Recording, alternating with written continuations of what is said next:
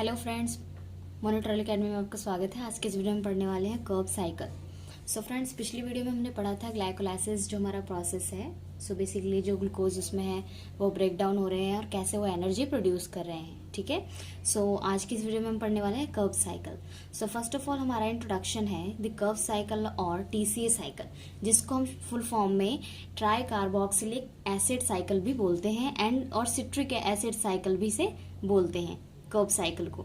So is a series of enzyme catalase reaction occurring in the mitochondrial matrix where acetyl CoA is oxidized to form carbon dioxide and a coenzyme are reduced, so which generate ATP in the electron transport chain. तो basically क्या होता है friends, कर्ब circle को हम TCA cycle और citric acid cycle भी कहते हैं। ये क्या करता है, ये एक सीरीज है जो एंजाइम को कैटालाइज करने का काम करते हैं। ठीक है, कैटालाइज कर देते हैं। सो ये जो रिएक्शन है ये माइटोकॉन्ड्रियल के मैट्रिक्स में होता है।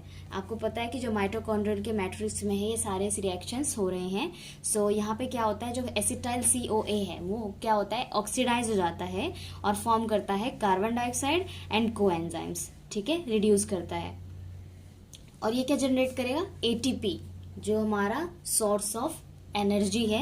ये हमारी ATP किसके अंदर, इलेक्ट्रॉन ट्रांसपोर्ट चेन के अंदर जनरेट करेगा।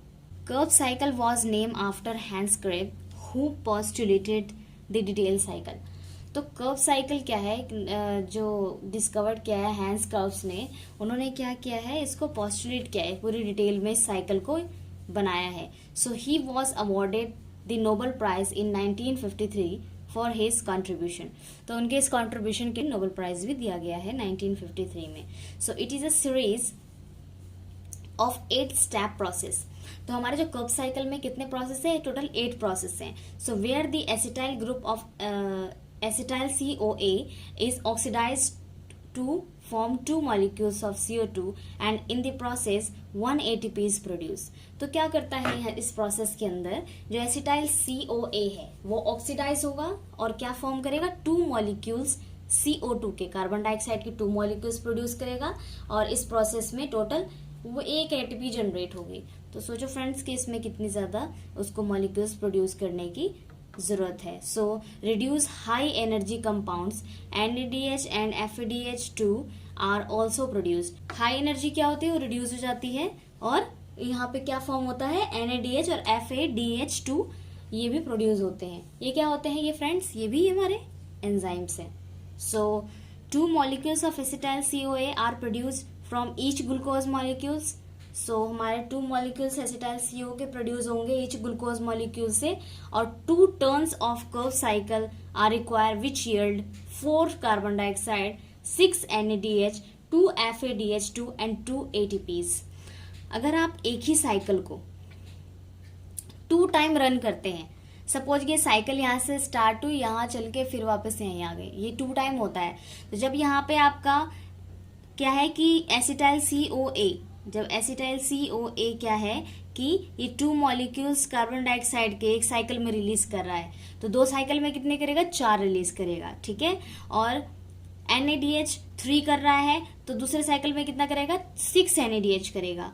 और FADH क्या है, 1 कर रहा है तो FADH2 कितना करेगा, 2 करेगा। ठीक है, और अगर एक साइकिल में 1 ATP जनरेट होती है तो 2 साइकिल में 2 ATP जनरेट होंगी। Okay, Krebs cycle is a part of cellular respiration. So friends, यहाँ पर ये है कि कर्ब साइकिल हमारे सेलुलर रेस्पिरेशन में भी पार्ट करता है, उसमें उसका भी वर्क है। So cellular respiration is a catabolic reaction taking place in this cell. तो हमारा सेलुलर रेस्पिरेशन क्या है, कैटाबॉलिक रिएक्शन है। तो किसके अंदर होता है, ये सेल्स के अंदर होता है। It is a biochemical process by which nutrients are broken down to release energy. हम जानते हैं फ्रेंड्स कि जो बायोकेमिकल प्रोसेस होता है, इसके अंदर क्या होता है, न्यूट्रिएंट्स जो होते हैं वो ब्रेक डाउन हो जाते हैं और क्या प्रोड्यूस करते हैं, एनर्जी प्रोड्यूस करते हैं। So which gets stored in the form of ATP and waste product are release. तो क्या होते हैं, जो हमारी बॉडी जो खाने से जिससे जो ब्रेक डाउन होके एनर्जी में चेंज हो रहे हैं, तो वो एनर्जी क्या है, हम यूटिलाइज करते हैं। और जो वेस्ट है, जो वेस्ट प्रोडक्ट है, ठीक है, जो वेस्ट बच गया है वो क्या होता है, एलिमिनेट हो जाता है, हमारी बॉडी से रिलीज हो जाता है। So in aerobic respiration oxygen is required. अगर एरोबिक हमारा रेस्पिरेशन है तो उसमें ऑक्सीजन की रिक्वायरमेंट होगी। So cellular respiration is a 4 stage process. Cellular respiration के 4 स्टेज प्रोसेस हैं। सो जिनमें से in the process so glycolysis is oxidise to carbon dioxide and oxygen is reduce to water. तो क्या होता है फ्रेंड्स कि जो प्रोसेस के अंदर ग्लाइकोलाइसिस है, इसके अंदर जो oxidize to carbon dioxide and oxygen is reduce to water, तो क्या करता है, वाटर को रिड्यूस कर देता है। The energy release in the process is stored in the form of ATPs. और जो रिलीज एनर्जी होती है वो इस प्रोसेस में क्या होती है, स्टोर हो जाती है एटीपी के फॉर्म में। So 36 to 38 ATPs are formed from each glucose molecules. तो हर एक मॉलिक्यूल्स में कम से कम 36 to 38 एटीपीज होते हैं जो कि उस ग्लूकोज के फॉर्म में, ग्लूकोज मॉलिक्यूल्स के फॉर्म में स्टोर्ड रहते हैं। सो क्या है फ्रेंड्स कि जो ग्लूकोज है, ग्लूकोज अगर आपके बॉडी में टूट रहा है तो कई सारी एनर्जी सोर्स, एक आप जानते हो कि एक ग्लूकोज हमारा 36 to 38 एटीपीज का सोर्स है, ठीक है। तो उससे हमें कितनी एनर्जी मिल सकती है। अब फ्रेंड्स जैसा कि मैंने आपको बताया कि हमारा जो प्रोसेस है,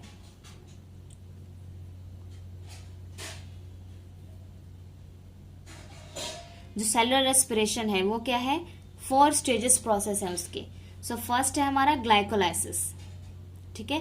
ग्लाइकोलाइसिस क्या होता है, partial oxidation of glucose molecules to form 2 molecules by of pyruvate and this process take place the cytosol. So क्या होता है फ्रेंड्स, यहाँ पे जो पार्शियल ऑक्सीडेशन होती है उसमें क्या होता है, जो ग्लूकोज मॉलिक्यूल्स होते हैं वो फॉर्म करते हैं 2 मॉलिक्यूल्स ऑफ पायरुवेट। तो आप देखेंगे, मैंने पिछली वीडियो में बताया कि जब हम ग्लूकोज का जो साइकिल है हमारा, उसमें एंड में क्या प्रोडक्ट बचता है, हमारा पायरुवेट बचता है। तो 2 मॉलिक्यूल्स ऑफ पायरुवेट बचेगा एंड देन क्या होगा कि ये जो प्रोसेस है ये टेक प्लेस होता है साइटोसोल में, ठीक है। So formation of acetyl CoA। Formation of acetyl CoA में क्या होता है, pyruvate form in glycolysis enters the mitochondrial matrix. So it undergoes oxidative decarboxylation to form 2 molecules of acetyl CoA. So the reaction is catalyzed by the pyruvate dehydrogenase enzyme. तो ये क्या होता है, ये जो रिएक्शन है, यहाँ पर जो रिएक्शन हो रही है वो कैटालाइज हो जाती है और पायरुवेट डिहाइड्रोजनेज एंजाइम्स के थ्रू। सो यहाँ पर आप रिएक्शन देख सकते हो फ्रेंड्स। रिएक्शन से बहुत ही इजीली आपको कॉन्सेप्ट क्लियर हो जाते हैं। सो ज़्यादा से ज़्यादा कोशिश करो कि आप हर चीज़ की रिएक्शन बना सको। सो यहाँ पर आप देख सकते हो कि 2 पायरुवेट मॉलिक्यूल्स हैं, प्लस में 2 NAD प्लस है और प्लस में 2 CoA है। तो यहाँ पर क्या है, जो एंजाइम डाला गया है ये डाला गया है पायरुवेट डिहाइड्रोजनेज एंजाइम। तो यहाँ पर क्या हमें मिला, 2 एसिटाइल CoA मिला, प्लस में 2 NADH मिला एंड CO2 मिला, ठीक है। अगर आपने 2 मॉलिक्यूल्स पायरुवेट NAD प्लस के और CoA के मिक्स करके आपने पायरुवेट डिहाइड्रोजनेज एंजाइम इसमें मिक्स कर दिया है तो आपको क्या मिलता है प्रोडक्ट में, एसिटाइल CoA के 2 molecules NADH and carbon dioxide, ठीक है। सो फ्रेंड्स यहाँ पे आप साइकिल देख सकते हैं, कर्व साइकिल है हमारा। तो स्टार्टिंग में आप देख सकते हैं यहाँ पे आपके पास ग्लूकोज और फैटी एसिड्स हैं, ठीक है। तो ये यहाँ पर क्या होता है, जो हमारा टोटल 8 प्रोसेस है इसके अंदर, कर्व साइकिल के अंदर। सो कर्व साइकिल को हम TCA साइकिल भी बोल सकते हैं, सिट्रिक एसिड साइकिल भी बोल सकते हैं, ठीक है। ये जो प्रोसेस होता है फ्रेंड्स, ये हमारा माइटोकॉन्ड्रियल मैट्रिक्स में चल रहा होता है और ये एक एरोबिक कंडीशन है, ठीक है। तो आप लिख सकते हो ये एक एरोबिक कंडीशन है जिसके अंदर ये प्रोसेस चल रहा है, ठीक है। सो यहाँ पे देख सकते हो एसिटाइल CoA एंजाइम है एंड देन क्या है यहाँ पर, जैसे कि हमारा फर्स्ट स्टेप है, सो कंडेंसेशन एसिटाइल CoA। तो ये क्या प्रोड्यूस कर रहा है, ये यहाँ पे प्रोड्यूस करेगा 4 कार्बन कंपाउंड। तो यहाँ पे 4 कार्बन कंपाउंड क्या है, ये रिलीज करेगा, ठीक है। यहाँ पर एसिटाइल CoA एंजाइम क्या है, ये रिलीज हो रहा है कोएंजाइम A में, ठीक है।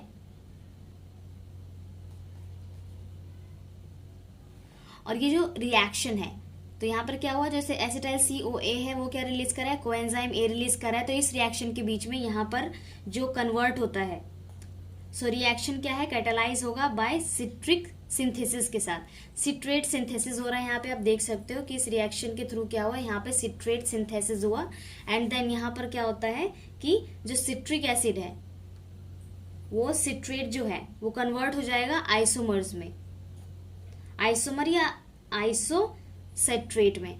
आइसोसिट्रेट में ये क्या होगा, कन्वर्ट हो जाएगा। अब क्या है जो आइसोसिट्रेट है, अब आइसोसिट्रेट अंडर डिहाइड्रोजिनेज, ठीक है, ये डिहाइड्रोजिनेज के अंदर क्या होगा, आइसोसिट्रेट डिहाइड्रोजिनेज के अंदर क्या प्रोड्यूस करेगा, अल्फा कीटोग्लूटारेट यहाँ पे क्या करेगा, प्रोड्यूस करेगा, ठीक है। देन क्या होगा, यहाँ पर कोएंजाइम CoA वापस एंटर होगा, ठीक है, और ये क्या करेगा, इसको NAD+ से एक्सचेंज करके NADH फॉर्म करेगा एंड अल्फा कीटोग्लूटारेट डिहाइड्रोजिनेज होगा यहाँ पे जो एंजाइम वर्क करेगा और NAD+ से NADH में चेंज जाएगा। यहाँ पर क्या रिलीज होगा फ्रेंड्स, कार्बन डाइऑक्साइड रिलीज होगा। सो ये देन कन्वर्ट हो जाएगा सक्सिनाइल को एंजाइम ए। सक्सिनाइल को एंजाइम क्या होगा, यहाँ पे सिंथेसिस होगा इसका, ठीक है। और यहाँ पे क्या होगा, आप देख रहे हो यहाँ पे एक साइकिल चल रही है, ठीक है। GDP से GTP बन रहा है एंड देन यहाँ पे क्या है, ATP से ADP फॉर्म हो रहा है।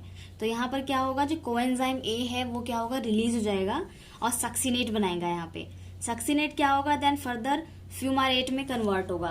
फ्यूमारेट में कन्वर्ट होने के साथ साथ यहाँ पर जो सक्सिन डिहाइड्रोजिनेज एंजाइम वर्क करेगा और FAD को कन्वर्ट कर देगा FADH2 में, ठीक है।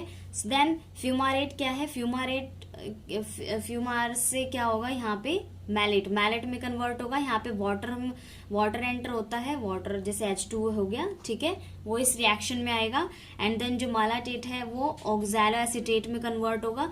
जब ये ऑक्सैलो एसीटेट में कन्वर्ट होता है तो ये NADH फॉर्म करता है, NAD+ से NADH फॉर्म करेगा मालाटेट डिहाइड्रोजिनेज एंजाइम के थ्रू, ठीक है। सो ऑक्सैलो एसीटेट क्या है, ऑक्सैलो एसीटेट क्या है, वापस ये साइकिल यहाँ से स्टार्ट हो जाएगी। दोबारा जो एसिटाइल CoA है वो कोएंजाइम A प्रोड्यूस करेगा और यहाँ पर क्या है, ऑक्सैलो एसीटेट कन्वर्ट हो जाएगी सिट्रेट में थ्रू दी सिट्रेट सिंथेसिस, ठीक है। तो फ्रेंड्स ये हमारा है कर्व साइकिल, TCA साइकिल। तो अगर आपको इसको थ्योरेटिकली लिखना है, ये तो हो गया आपका, आपने एक डायग्राम के थ्रू इसको एक्सप्लेन कर दिया। अगर आपको थ्योरेटिकली एग्जाम्स में लिखना है तो मैं उसके लिए भी आपको एक बार थ्योरेटिकली बता दे रही हूँ। सो फ्रेंड्स, अब फर्स्ट स्टेप से स्टार्ट करते हैं। The first step is the condensation of acetyl CoA with 4 carbon compound oxaloacetate to form 6C citrate coenzyme A is release. जैसा कि मैंने आपको बताया फ्रेंड्स कि कोएंजाइम जो A है वहां पर क्या फिर रिलीज होगा, सिट्रेट कोएंजाइम A क्या है वो रिलीज होगा and the reaction is catalyse by citrate synthesis. और ये जो रिएक्शन है वो कैटालाइज हो जाएगी बाय द सिट्रेट सिंथेसिस के थ्रू। So citrate is converted into the isomer, जिसको हम आइसोसिट्रेट भी कहते हैं। तो ये क्या होगी, कन्वर्ट हो जाएगी, ठीक है, जैसा कि मैंने आपको डायग्राम में बताया अभी। सो the enzyme एकोनिटेज so catalyse this reaction. तो यहाँ पर क्या होगा, एकोनिटेज एक एंजाइम है जो क्या करती है, इस रिएक्शन को कैटालाइज कर देती है। सो थर्ड स्टेप में हम देखते हैं isocitrate undergoes dehydrogenase and decarboxylation to form 5C alpha ketoglutarate. तो आपने देखा फ्रेंड्स कि जो आइसोसिट्रेट है, यहाँ पे आइसोसिट्रेट डिहाइड्रोजिनेज क्या करता है, यहाँ पर तो एक तो कार्बन डाइऑक्साइड रिलीज होगा और NAD+ से NADH फॉर्म होगा, ठीक है। तो ये अल्फा कीटोग्लूटारेट क्या करेगा, प्रोड्यूस करेगा। A molecules form a CO2 is release, जैसा कि मैंने आपको बताया यहाँ पे कार्बन डाइऑक्साइड रिलीज होगा। Isocitrate dehydrogenase catalyse the reaction, ये रिएक्शन को कैटालाइज करता है। So it is an NAD+ depend enzyme, NAD+ is converted to NADH, जैसा कि मैंने आपको बताया। एंड देन हमारा जो फोर्थ स्टेप है वो है alpha ketoglutarate undergoes oxidate decarboxylation to form succinyl CoA and 4C compound. तो 4 कार्बन कंपाउंड बनते हैं यहाँ पे और क्या होता है कि जो हमारा अल्फा कीटोग्लूटारेट है वो सक्सिनाइल CoA में कन्वर्ट हो जाता है। और यहाँ जो एंजाइम वर्क कर रहा है, यहाँ पर क्या है कि अल्फा कीटोग्लूटारेट डिहाइड्रोजिनेज क्या है, ये क्या करता है, NAD+ को NADH में कन्वर्ट कर देता है। तो इस रिएक्शन में क्या क्या हो रहा है friends, so the reaction is catalyse by the alpha ketoglutarate dehydrogenase enzyme complex. यहाँ पे कॉम्प्लेक्स बन रहे हैं। सो 1 molecules of carbon dioxide release, जैसा कि मैंने आपको डायग्राम में दिखाया था, और NAD+ से कन्वर्ट हो जाता है NADH में, ठीक है। अब हम बात करें फिफ्थ स्टेप की। सो सक्सिनाइल CoA फॉर्म सक्सिनेट, सो सक्सिनाइल फॉर्म CoA करेगा succinate. So the enzyme succinyl CoA synthesis catalyse the reaction. तो सक्सिनाइल CoA सिंथेसिस क्या करता है, कैटालाइज करता है रिएक्शन को। This is a coupled with substrate level, so phosphorylation of the GDP is get GTP. So GTP transfer its phosphate to ADP forming ATP. तो क्या है, ATP जो हमारा एनर्जी सोर्स है उससे ADP में कन्वर्ट हो जाता है हमारा, ठीक है। अब हमारा सिक्स्थ प्रोसेस क्या आता है फ्रेंड्स, जो सक्सिनेट इज ऑक्सीडाइज। सक्सिनेट क्या है, ऑक्सीडाइज हो जाता है बाय द एंजाइम। यहाँ पे एंजाइम सक्सिनेट डिहाइड्रोजिनेज है जो क्या करता है, इसको ऑक्सीडाइज कर देता है to fumarates. So in the process FAD is converted to FADH2। तो इस प्रोसेस में क्या होता है, जो FAD है वो किस में कन्वर्ट हो जाता है, FADH2 में कन्वर्ट हो जाता है। 7th स्टेप की बात करें तो fumarate gets converted to malate by the addition of 1 H2O। हम एक H2O उसमें ऐड कर देते हैं तो फ्यूमारेट क्या होता है, कन्वर्ट हो जाता है मैलेट में, ठीक है, उसके एडिशन, H2O के एडिशन से। So the enzyme catalysing by this reaction फ्यूमारेज।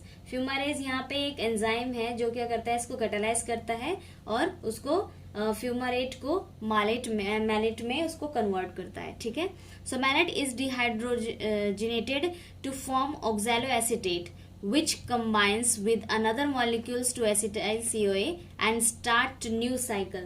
अब क्या होगा कि जो हमारा मैलेट है, मैलेट क्या होगा, मैलेट डिहाइड्रोजिनेज एंजाइम की प्रोड्यूस प्रेजेंट में ऑक्सैलो एसीटेट में कन्वर्ट होगा एंड देन क्या होगा, ये साइकिल फिर से स्टार्ट हो जाएगी। So hydrogen removes get transfer to NAD forming NADH।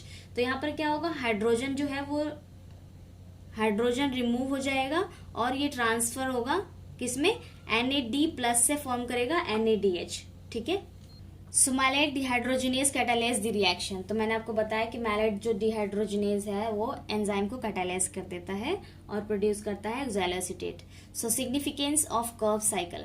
Curve cycle की फ्रेंड्स कुछ सिग्निफिकेंस भी है जो आपको पता होने चाहिए। सो कर्व साइकिल और citric acid cycle is the final pathway of oxidation of glucose, fats and amino acids. So हमारा जो ग्लूकोज, फैट्स और अमाइनो एसिड है ये हमारा Krebs cycle, citric acid cycle, ये जो पाथवे हैं ये क्या है, फाइनल पाथवे है, ठीक है। Many animals are dependent on nutrients other than glucose as an energy source. तो काफी सारे ऐसे एनिमल्स हैं जो न्यूट्रिएंट्स पे डिपेंडेंट हैं other than glucose and an energy source. So अगर वो न्यूट्रिएंट्स पे डिपेंडेंट है तो वो ग्लूकोज और एनर्जी सोर्सेस पे डिपेंडेंट होते हैं। जैसे कि काफी सारे ऐसे एनिमल्स आपने देखे हैं और हम भी ऐसे क्या है जो हमारा, हम किस पे डिपेंडेंट, हम न्यूट्रिएंट्स पे डिपेंडेंट है। तो हमारा क्या है, जो ग्लूकोज है एनर्जी सोर्स है वो क्या है, जैसे ग्लूकोज है, ग्लूकोज हमारे बॉडी में जाएगा, ब्रेक डाउन होगा, उससे एनर्जी प्रोड्यूस होगी, ठीक है। So fatty acid undergo beta oxidation to form acetyl CoA which enters the Krebs cycle. जो फैटी एसिड है वो किसके अंदर, बीटा ऑक्सीडेशन के अंदर जाएगा, सक्सिनाइल CoA के अंदर जाएगा और एंटर करेगा कर्व साइकिल के अंदर। So it is a major source of ATP production in the cell. तो ये हमारा क्या है, जो साइकिल है ना, एक मेजर प्रोडक्शन है किसका, ATP का, एनर्जी सोर्स का एक मेजर प्रोडक्शन है जो हमारे सेल्स के अंदर चल रही हैं, किसके अंदर, माइटोकॉन्ड्रियल के अंदर। So the large amount of energy is produce after complex oxidation of nutrients. तो ये एक large amount of energy production है, ठीक है, complete oxidation of nutrients. So it play an important role in gluconeogenesis and the lipogenesis, so it in conversions of the amino acids। so क्या होता है कि ये बहुत ही important रोल प्ले करते हैं, ठीक है। Vitamins play a important role in the citric acid cycle. तो विटामिन्स क्या है, बहुत इंपॉर्टेंट रोल प्ले करते हैं सिट्रिक एसिड साइकिल के अंदर। Regulation of Krebs cycle depends on the supply of NAD+ and utilization of ATP in physical and chemical work. तो क्या होता है, regulation of the Krebs cycle क्या इस पर डिपेंड करता है, सप्लाई ऑफ NAD+ पे, utilize the ATP physical and chemical work के ऊपर भी। So the genetic defect of the Krebs cycle enzyme are associated with neural damage. तो क्या होता है, जो जेनेटिक डिफेक्ट आता है जिससे क्या होता है कि जो कर्व साइकिल एंजाइम्स है एसोसिएट विद न्यूरल डैमेज से एसोसिएट होते हैं, ठीक है। तो क्या होता है फ्रेंड्स, ये हमारे कुछ सिग्निफिकेंस ऑफ कर्व साइकिल्स थे, कुछ सिग्निफिकेंस है हमारे कर्व साइकिल्स की, वो हमने डिस्कस किए। सो फ्रेंड्स हमने डिस्कस किया जो हमारी लाइफ साइकिल, वो कर्व साइकिल है, कर्व साइकिल काफी इंपॉर्टेंट था हमारा, जो आप एग्जाम में आप थ्योरेटिकली किस तरीके से लिख सकते हैं एंड प्रैक्टिकली आप डायग्राम कैसे बना सकते हो वो भी हमने देखा। सो फ्रेंड्स कोई भी डाउट है तो आप कमेंट बॉक्स में पूछ सकते हैं। सो वीडियो अच्छी लगी तो लाइक कीजिएगा, फ्रेंड्स को शेयर करना मत भूलिएगा। फ्रेंड्स मिलते हैं नेक्स्ट वीडियो में। Thank you so much.